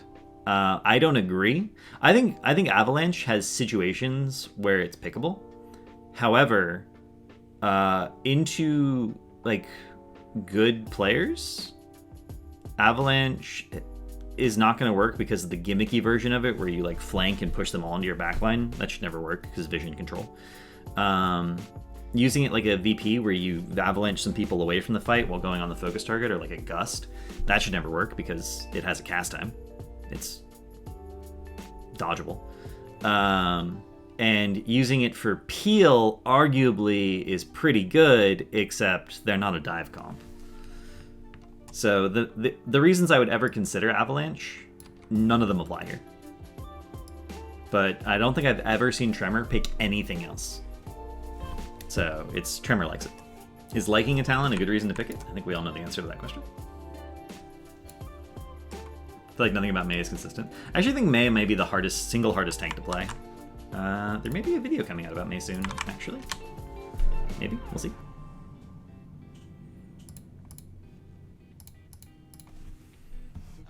I'm looking still. They're out. It's fine. Can we push maybe a little bit? I can push Hanzo in maybe. Now? Yeah, I go now. Now? I fucked up. No. So the question is, was this possible? Right? So he's gonna No. throw in the grenade, No. but it actually isn't. It wasn't possible because the way the targeting reticules work. See how he clicks? It's only up there for a second. I can push Hanzo in maybe. Now? See how his targeting reticule is outside? The middle of the targeting reticule needs to be on the edge of the circle. So you can technically increase the range of any ability that has a targeting reticule. Like he could do it out to here, but he couldn't do it out to here. And Hasu knows that. He's played in HOTS. So that was technically possible. But he put it a little too far out. How would I rate my pal Vince's performance in his first match? Honestly, I think my pal Vince has been performing very well in scrims all week. We gave him his first tryout on Monday, so he's essentially been scrimming with us all week. Before we decided to pick him up on Wednesday, because it's not a decision you make lightly, right? Replacing a member of the team, and who do you replace him with?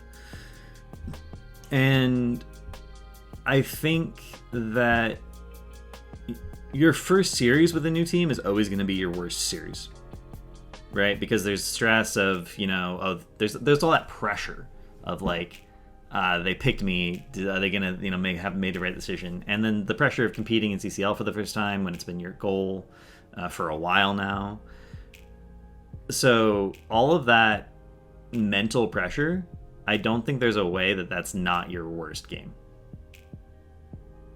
And he performed really well, considering all of that. So, tell that to Granny Gaming. Okay. I mean, I think that was also Granite's worst. Like, I think that's going to be their worst set with Red. I think they're only going to get better from here.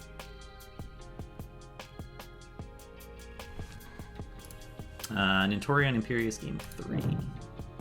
Oh, it's this game.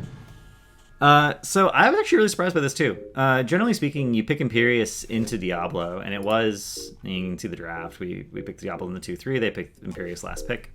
Generally, you pick Imperius for the percent damage. Imperius will have wave clear at 1 if you go the W talent, but he has wave clear at 7. Like, 7 is not too long to wait. Blaze and Uriel were the 2 meta offlaners, and Blaze didn't get wave clear until 7 in like HGC.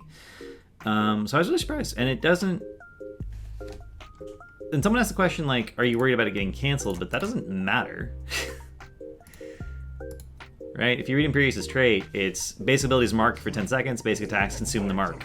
Even if the spear gets canceled and you don't get the full damage from, like, the channel, they're still marked. And therefore you will still get the percent damage from Burn the Impure because it's still removing a mark.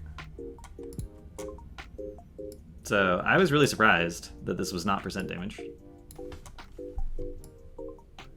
And I definitely think it should have been. Because Wave Clear enables you to rotate, but on Cursed Hollow frequently you're just chilling in a lane for like an extended period of time. You don't actually have to clear the wave quickly. And by the time you do have to clear the wave quickly, you're 7 and you have Wave Clear. So, whatever. Had to be a misclick. So here's an interesting question, chat. Is it better to be like, I think a player made a bad decision, or I think a player is so incompetent that they misclicked? Which one of those is more insulting? I choose to think that players sometimes make bad decisions, and it's usually not a misclick.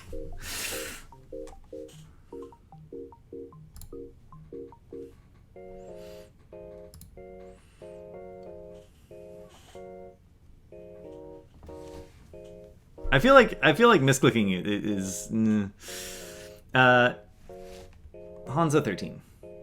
Ninja Assassin. Hitting heroes with Stormbow lowers natural agility's cooldown by 10 seconds. Additionally, hero takedowns reset natural agility's cooldown. So here's the thing. Normally, when I see Hanzo, I think of him as a poke hero, and movement speed really helps you poke. But movement speed is dependent on hitting your Qs, like basically 100% of the time. 95% of the time is like the low end of what you should be looking for the Fleet of Foot talent.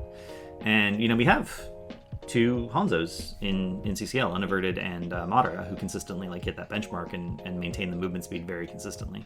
Ninja Assassin also lets you do more arrow plays, where you do the arrow from long range and you gap close so you can actually contribute damage to the fight while contributing a massive arrow. And then if you get a takedown off of the arrow, you can D-back out and you don't get counter-engaged on. So I would think of Ninja Assassin as an arrow tool. You're picking it so that you can get the good long range arrow, still be there to contribute damage to the fight. Your team instantly gets the kill, and then you go back out. So it's kind of like all in. It's an all in talent for Hanzo, which is not something you would normally be like, aha, all in. If you're playing Hanzo as a poke hero, Ninja Assassin probably not the talent. Storm versus 30k on Shrines. Of course, this is a Cascon question, which is why no Quicksilver? And the answer is I don't know. Wrong Shrines game. Oh, Cascon's trolling me. There was no Karazim in the game. I see. The funny, the really annoying thing is that I saw the question, knew that he was trolling me because there was no Karazim in the game when he posted it. And by the way, I'd like to shout out Henning for shouting me out. We're gonna play his interview clip on stream. Cavalier guest who predicted that Granite would not win a single map this entire season. So that gave us some additional power. So that's number 1. Number 2 is Oxygen. I was happy to do it, by the way. I was happy to give them that motivation. Because it made a huge difference for us. Alrighty. And it sounds like if we hadn't dropped red, they wouldn't have won. So, you know, I helped them twice. And again, I'm really happy for Granite Gaming, winning their set. Not only just winning it, but dominating it, right? It was a 3-0. And I really prefer the league to have parity and for teams to be closer in quality. And it's not like these are players who don't deserve to be in CCL, right?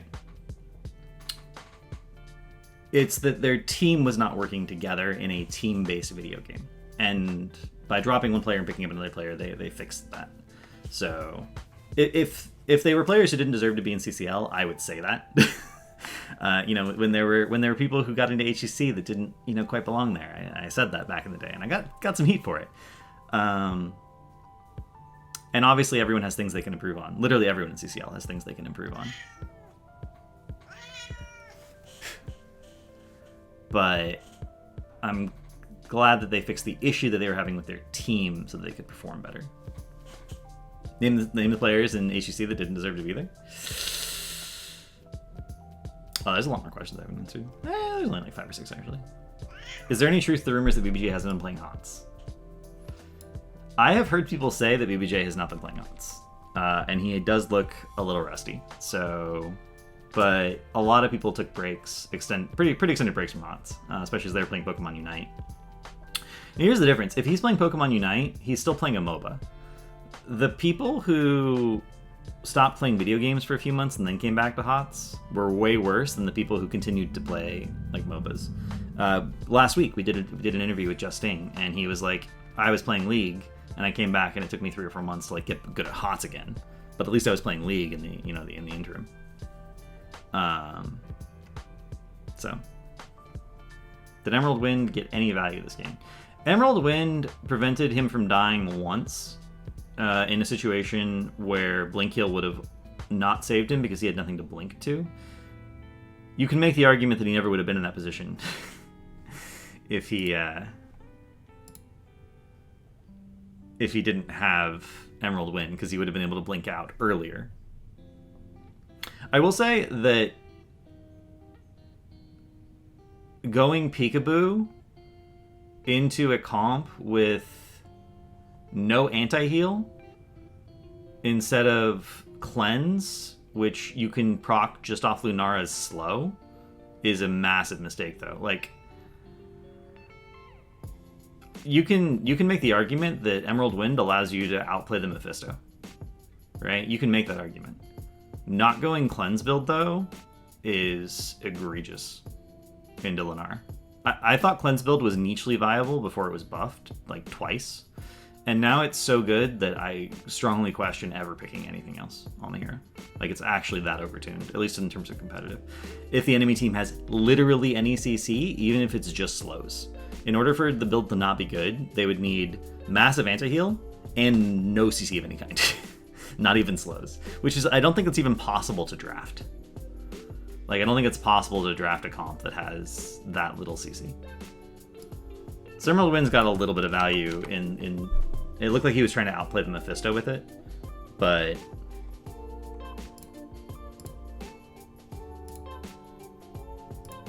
I mean, obviously Ritza wasn't too bothered.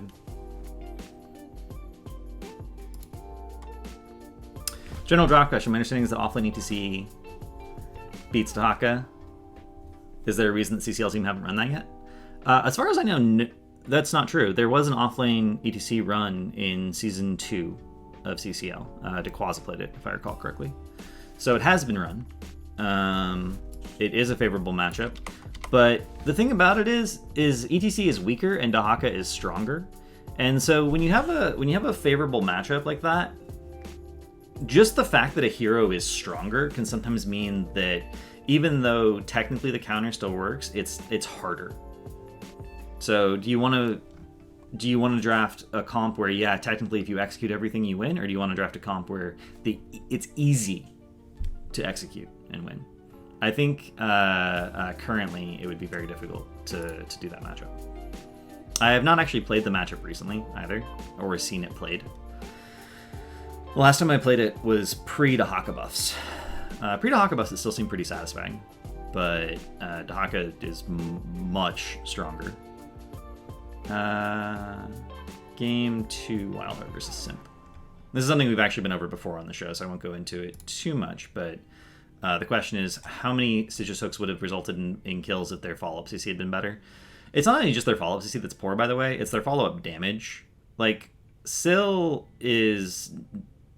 This is the burstiest level 1, but the rest of this build is not like the heavy burst build from Syl, and Raynor just doesn't do burst damage.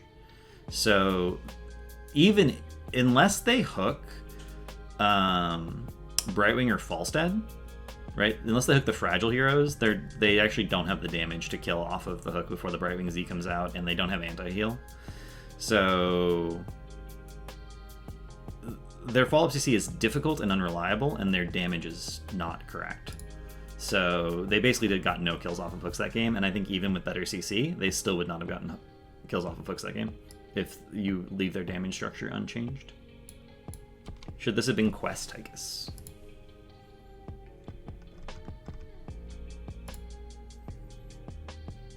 So you go Master Assassin whenever you are... They have sustained damage and a burst pick comp, yes. You go Master Assassin whenever your win condition is Odin, because Master Assassin is the only thing that interacts with Odin. This is not a burst comp, or this is not a Odin comp. This is a pick comp. You have the taunt. We want to do as much burst as possible. Bigger they are is as much burst as possible, combined with low blow, which does more damage when people get to below a certain health range. Bigger they are gets them to that health range faster. So this talent, and this talent have inherent synergy. Odin is just for clearing web weavers. It's not actually a win condition. It's just a utility pick. If your win condition is Odin, go Master Assassin. If your win condition is killing people with trait, don't.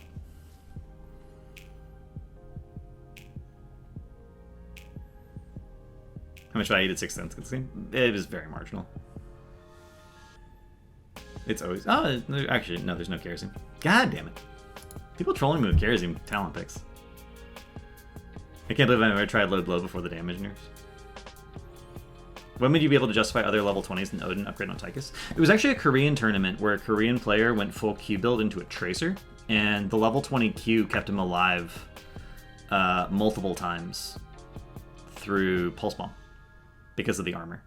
And basically, if you can't auto with Tychus because the enemy team is moving too fast, Q build is actually really good, and the Q build capstone at 20 is really important. Would you take Brightwing Cleanse build versus Cassia? Samuro, Zeratul, Malf, Ariel. I mean, Ariel has a wall stun, right? Malf has a root. Zeratul has a slow. Valkyrie? Yeah, I think I would. I think I would. I think it's that strong. And that is the last question that I have time for, because I gotta get going. It's already 1 o'clock. But thank you guys for watching. I appreciate it a lot. We have seen main tank Zera with double heal. That is the thing.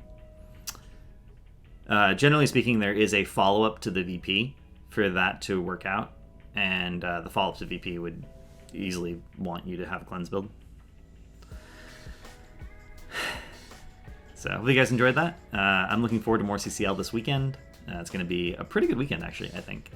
And remember, this is a stream where we never lose, we always win, or we learn something. Learning is always a win. Have a good night, everyone, and I will see you all next week.